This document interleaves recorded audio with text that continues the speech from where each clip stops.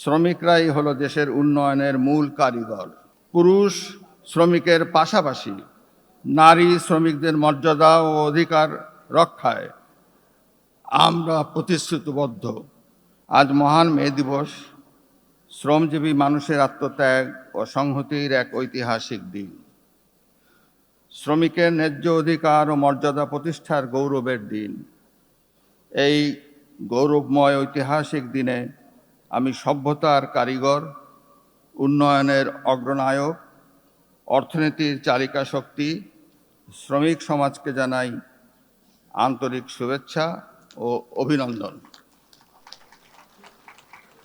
আপনারা জানেন, ন্যায্য অধিকার আদায়ের সংগ্রামে 1896 সালের এই দিনে যুক্তরাষ্ট্রের শিকাগো শহরে দৈনিক 8 ঘন্টা কাজের দাবিতে আন্দোলনরত শ্রমিকদের উপর পুলিশ গুলি চালালে অনেক শ্রমিক হতাহত হন। শ্রমিকদের এই আত্মত্যাগ বিশ্বজুড়ে আলোড়ন সৃষ্টি করে। সূচিত হয় শ্রমজীবী মেহনতি মানুষের মর্যাদা ও ন্যায্য অধিকার প্রতিষ্ঠার নব অধ্যায়। আমি সেই আত্মত্যাগ কৃতজ্ঞতার সাথে স্মরণ করি ও তাদের অমর স্মৃতির প্রতি শ্রদ্ধা জানাই। আরও শ্রদ্ধা নিবেদন করি আমাদের মহান স্বাধীনতা সংগ্রাম, বিভিন্ন সময়ে শ্রমিক অধিকার আন্দোলন ও সম্প্রতি জুলাই গণ অভ্যুত্থানের নির্যাতিত আহত শহীদ শ্রমিক ভাই বোনদের। সম্মানিত সুধী, বাংলাদেশের উন্নয়ন অগ্রযাত্রা শ্রমজীবী মানুষের অবদান অপরিসীম। শ্রমিকরাই হলো দেশের উন্নয়নের মূল কারিগর। দেশের শিল্প কলকারখানা, কৃষি, পরিবহন, গৃহকর্ম, নির্মাণ সহ প্রতিটি খাতে তাদের নিরলস পরিশ্রম আমাদের সমাজ, অর্থনীতি, সভ্যতা ও উন্নয়নকে বেগবান ও সমৃদ্ধ করছে। প্রবাসী শ্রমিকদের পাঠানো বিশাল রেমিটেন্স ও তৈরি পোশাক শিল্পের শ্রমিকদের শ্রম ও ঘামের যে আয় হয়, আমাদের বৈদেশিক মুদ্রা রিজার্ভ, এটাই আমাদের অর্থনীতির প্রাণ শক্তি। প্রিয় ভাই ও বোনেরা, আজকের এই তাৎপর্যপূর্ণ দিবসে শ্রদ্ধার সঙ্গে স্মরণ করি বীর উত্তম শহীদ রাষ্ট্রপতি জিয়াউর রহমানের শ্রমজীবী মানুষের প্রতি মমত্ববোধের কথা। আপনারা হয়তো জানেন, রাষ্ট্র পরিচালনার দায়িত্ব গ্রহণের পরপরই তিনি মে দিবস উপলক্ষে প্রথম জনসমাবেশে গর্বের সাথে নিজেকে একজন শ্রমিক হিসাবে পরিচয় দেন। তার প্রবর্তিত ত্রিপক্ষীয় শ্রম নীতি ও সংস্কার শ্রম কল্যাণের ভিত্তিকেই শক্তিশালী করেছে। 1976 সালে তিনি প্রতিষ্ঠা করেন মিনিস্ট্রি অফ ম্যান পাওয়ার। এ সময় তিনি মধ্যপ্রাচ্য সহ 33টি দেশের বাংলাদেশি শ্রমিক প্রেরণের ব্যবস্থা করেছিলেন। এই উদ্যোগই পরবর্তীতে বাংলাদেশের অর্থনীতিতে বৈদেশিক মুদ্রা প্রবাহের নতুন যুগের সূচনা করে। আজ যে রেমিটেন্স বাংলাদেশের অর্থনীতির প্রাণশক্তি, তার ভিত্তি স্থাপন করেছিলেন শহীদ প্রেসিডেন্ট জিয়াউর রহমান। পরবর্তীতে সাবেক প্রধানমন্ত্রী দেশনেত্রী বেগম খালেদা জিয়া সেই ধারা সমুন্নত রেখে শ্রমিকদের একাধিক সমাবেশে শ্রমিক সমাজের সঙ্গে একত্রতা ঘোষণা করেন। তিনি শ্রম আইন 2006 প্রণয়ন ও শ্রম কল্যাণ ফাউন্ডেশন প্রতিষ্ঠা সহ শ্রমিকের অধিকার, কর্মসংস্থান ও কল্যাণের ভিতকে আরও বিস্তৃত করেছিলেন।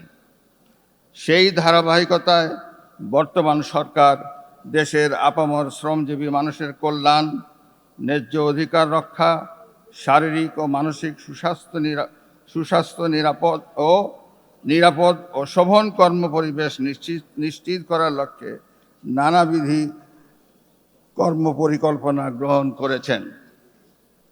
সুপ্রিয় ভাই ও বোনেরা, সরকার প্রতিশ্রুতি অনুসারে শ্রমিকদের কল্যাণে ঘোষিত কর্মপরিকল্পনার সবগুলোই ধাপে ধাপে বাস্তবায়ন করছেন। দায়িত্ব গ্রহণের মাত্র 2 মাসের মধ্যে সরকারি মালিকানাধীন বন্ধ চিনি কল, রেশম, পাট ও শিল্প কলকারখানা চালু করে কর্মসংস্থান বৃদ্ধির উদ্যোগ নেওয়া হয়েছে। চলতি বছরের 6 মাসের মধ্যে পর্যায়ক্রমে 6টি পাট কল চালু করার চিন্তা ভাবনা রয়েছে। সম্মানিত মালিক ও শ্রমিক প্রতিনিধিবৃন্দ, শ্রমিক ও মালিক পারস্পরিক আস্থা সম্পর্ক, সহযোগিতা ও সৌহার্দ্যপূর্ণ কর্মপরিবেশ অত্যন্ত গুরুত্বপূর্ণ। এর মাধ্যমে উৎপাদনশীলতা বৃদ্ধির পাশাপাশি টেকসই শিল্প উন্নয়ন ও সুরক্ষিত কর্মসংস্থান দেশের অর্থনীতিতে গুরুত্বপূর্ণ ভূমিকা পালন করবে। শ্রম খাতে শিল্প সম্পর্ক বজায় রাখা ও শ্রমিক মালিকের অধিকার নিশ্চিত করার লক্ষ্যে ট্রেড ইউনিয়নের কার্যক্রমকে উৎসাহ প্রদান করতে এই সরকার সচেষ্ট। কোনোভাবেই এই অধিকারকে উপেক্ষা করার কোনো সুযোগ নাই। কোনো স্বার্থান্বেষী পক্ষের প্ররোচনায় শ্রম অসন্তোষের মতো কোনো বিষয়ে যেন শ্রমিক ভাইয়েরা জড়িয়ে না পড়েন, সে বিষয়ে সকলকে সচেতন থাকার পাশাপাশি দায়িত্বশীল আচরণ করার জন্য সংশ্লিষ্ট সকলের প্রতি আহ্বান জানাচ্ছি। বর্তমান সরকার দায়িত্ব গ্রহণের পরপরই বাংলাদেশ শ্রম সংশোধন আইন 2026 পাস করেছে। এটা আন্তর্জাতিক শ্রম মান অনুসরণপূর্বক শ্রমিকদের অধিকার আরও সুসংহত ও সুরক্ষিত করা হয়েছে। এছাড়া শ্রম মান নিশ্চিত করতে বাংলাদেশ আন্তর্জাতিক শ্রম সংস্থা ILO 39টি কনভেনশন ও একটি প্রোটোকল অনুস্বাক্ষর করেছে।